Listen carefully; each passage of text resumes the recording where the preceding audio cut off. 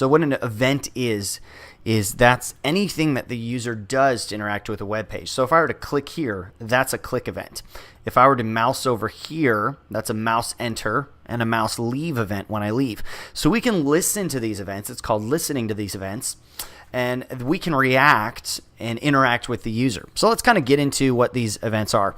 I'm going to show you, I basically have this add numbers here. That's basically a paragraph with an input called num1 and an input with the ID of num2. And then we have a paragraph with the ID of add sum. So it's probably clear what we're going to be building here is whenever they change add 1 and add 2, we want to create the sum. Yay, sounds easy enough. So let's go ahead and build this out. If you remember from our prior lesson, we do selectors to actually grab an element.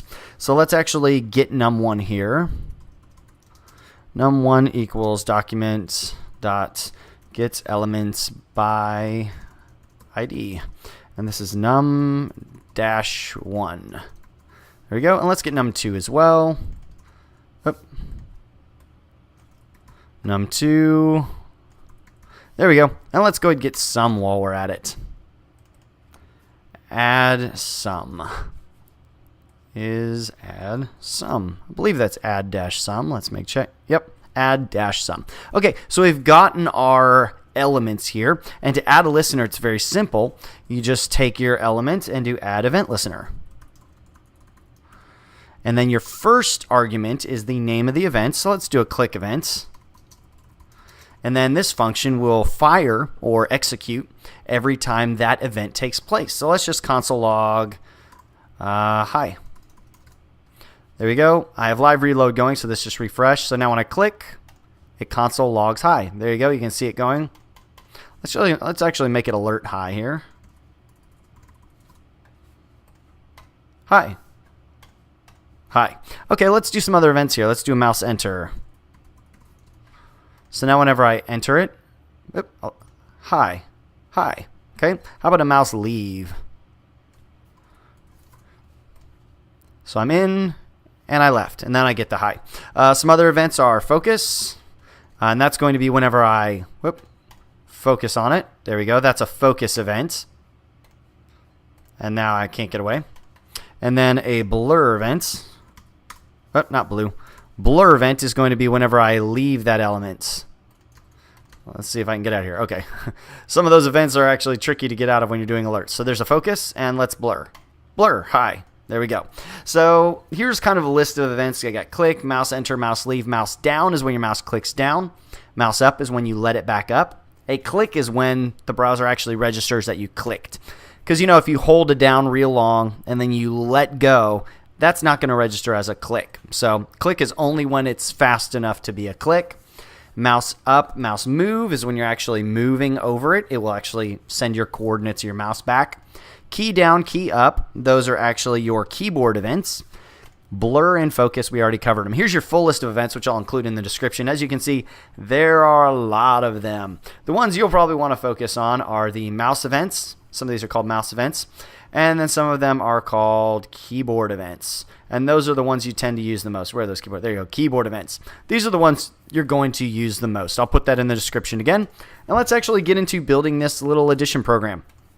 So what we want to do is we actually want to just add an input event, which is whenever anything changes in the value of our input. This will work all the way back to, I think, Internet Explorer 9. So on the input event, we want to do some addition. Now, it's generally not the best practice here to create a function. It's usually a better practice to insert a function that's been created here, like add. And then this is just going to do add. So whenever the input event fires, we're going to run the add function, which is created right there. That's good for several reasons, which I can get into more later on. One of the reasons is now I can fire that whenever either of these run. So whenever the num1 has an input event, I can run add. And when num2 has an input event, I can run add. So that's one reason alone that it's great to pull it out. So that way you can share this function between multiple elements. That's kind of a good practice. So what we're going to do here is we're going to actually get our two values. var1 equals num1 dot value. That's going to be the actual value. 2 equals num2 dot value. Let's console log both of these. 1, 2. A, B, C, D, E, F. So there we go. We have our 2 values. Excellent. And then let's actually add some. We want to change the inner HTML. Add some inner HTML equals 1. Actually, we'll just, so yeah, 1 plus 2. So let's go check it out. We got 12 and we have 24. And we got 1, 2, 2, 4. Because anything that comes in from an input is a string type. It's not a number type. So how you convert that from a string type to a number is just go parse float. And so that's going to parse it into a floating number. Floating integer, floating number. I forget exactly what it's supposed to be called. So let's do 12 and 35. Okay, 34. Okay, so that works. But if you notice, when this is empty, it says non, which means not a number. That's because we just tried to parse undefined as a number. So what we can do here is we can do an or 0. These little double bars mean or, which means if this value is basically null, undefined, non, which is not a number, then it's going to say, okay, that doesn't exist. Let's use the or value instead. So I could say null or 0, and I could do null or 0, and basically 1 would equate to 0 and 2 would equate to 0.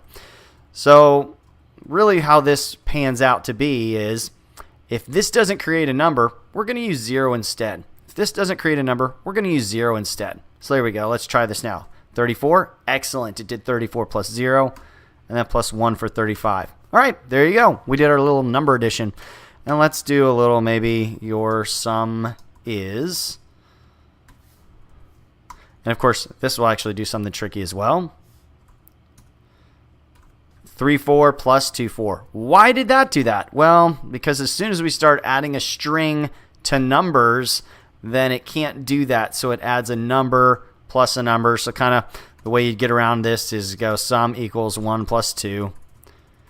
2 numbers together. I can do that, JavaScript says. And now we can add sum in there. So that'll work. 34 plus 2. Excellent. And another way that you could do that is you could just go parentheses like that. 1 plus 2. And so that will do whatever's inside of the parentheses first. So that's a number plus a number. That'll work.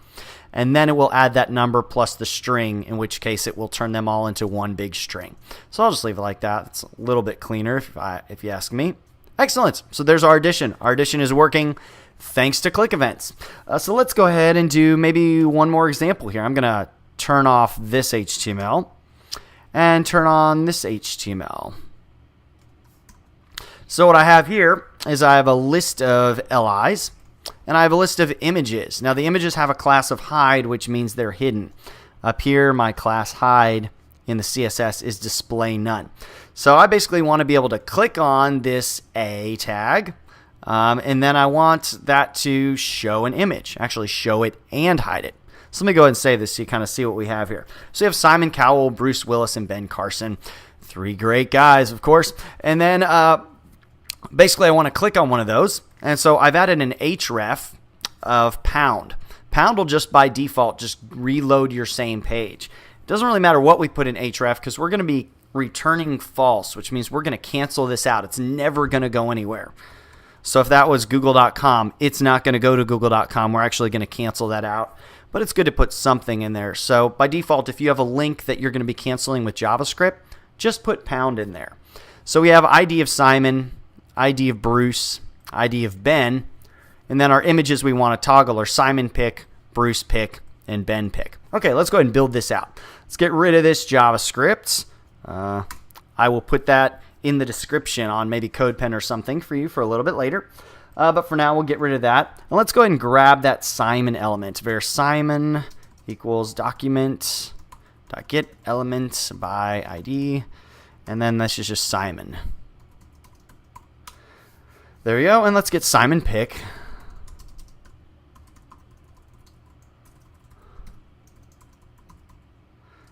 Simon dash pick, I believe. Yeah.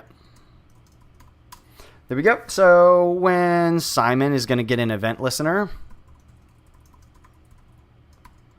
click function. So whenever Simon gets clicked, we're going to run this function. If Simon pick class name, so if it has the hide class, then we're going to remove it. Dot class name equals, there we go. So basically, if it has a class name hide, we're going to remove it. So let's go and click. Hey, there he is. And then else, we're going to put it back on. So there we go. Now it's going to toggle. There he is. There he isn't.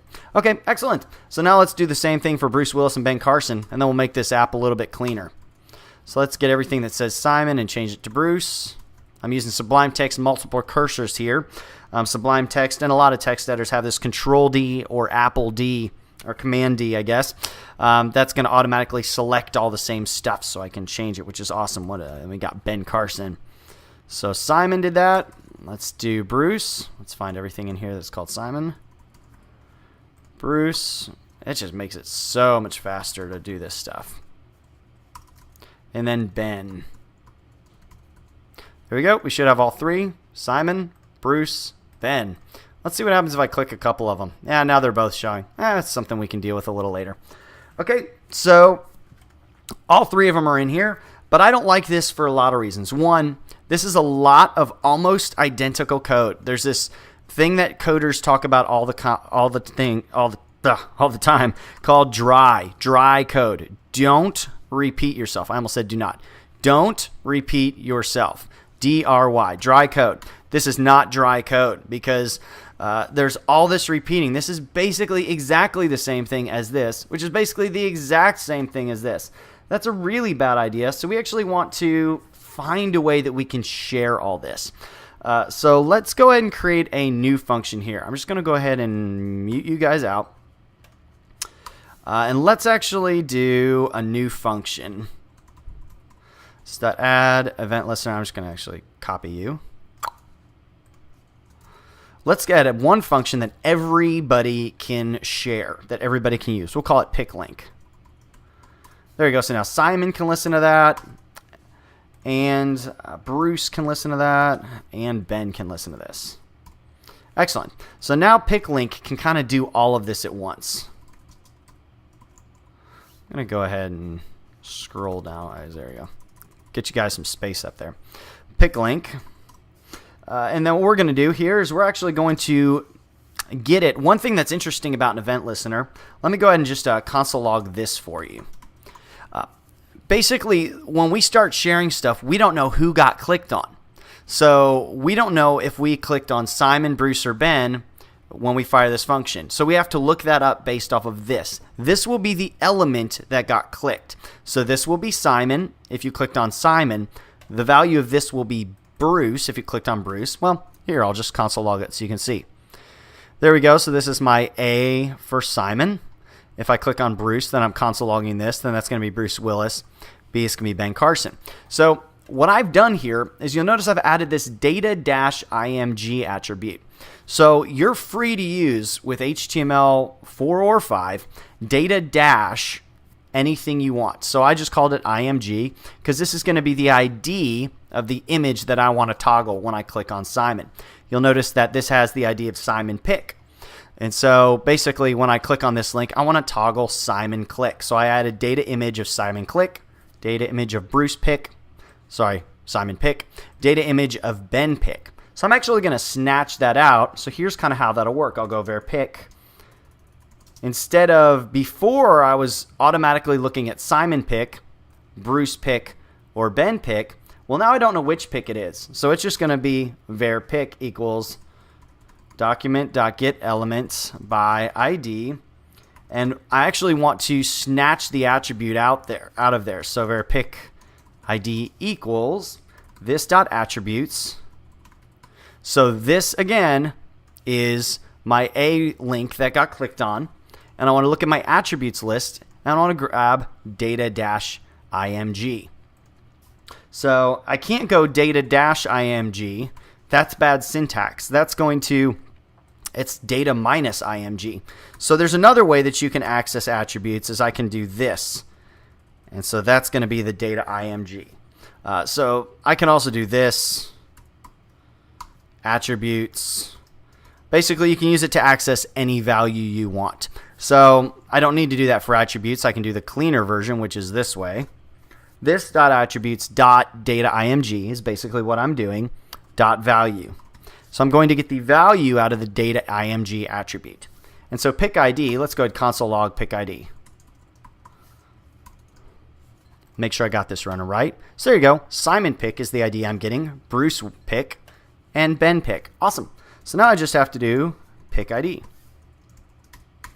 So I'm getting my element. This is the pick that I want to show. And now I just have to kind of copy and paste this code here. Let's copy and paste this. Get rid of my comments. Maybe toggle it over a little bit. So now I'm just doing pick. If pick.className has hide, get rid of it. Excellent. This should totally work. Let's see. Simon's working. Bruce is working. Ben is working. So now what we did is it took a little bit of figuring out, a little bit of reworking, but look how much shorter my code is now. So I've added 3 listeners. I don't need you. I don't need you. And I don't need you. Excellent. That's a very simple code. And this is good for several reasons. One, I'm only creating one function, so I'm using a little less memory than if I created 3 different functions. And now any future functionality I want to add into my program, it's all I have to do is change this one function and all 3 of them will get the results. So remember that problem I had earlier where if I click on several, I see them all? Well, what I want to do is I actually want to hide every image. I want to actually hide every image that's in existence on the page first, and then I want to show everything. So I'm going to go document dot query selector all image. There we go. And then I would basically loop through that. I could go var image all images. And then I could loop through all images, and I could tell each image to have a class of hide. And then I could run through the rest of the code and show the one that I want to show. I might as well do it for you, right, since I just told you about it. Let's do a for loop, var I equals 0. Remember that for loop and how annoying they are? You just got to keep doing it till you remember how to do it. I is less than all images, dot length, I plus plus. Man, it takes a while to remember that for loop. Basically, I'm just going to go through I as many times as it takes. All images, I, so I want to get the image that I'm looking for. Let's see, dot class name equals hide. So I'm going to add hide class name to every image on the page, and then I'm going to go through with the rest of my program. Let's see if this works. Oh, it works. Excellent. Excellent. That is exactly what I wanted it to do. Am I only showing one? Yep, I'm only showing one. Awesome. There you go. That's JavaScript event listeners mixed in with some for loops and some selectors. That's kind of tying some stuff together for you. If it got a little complicated,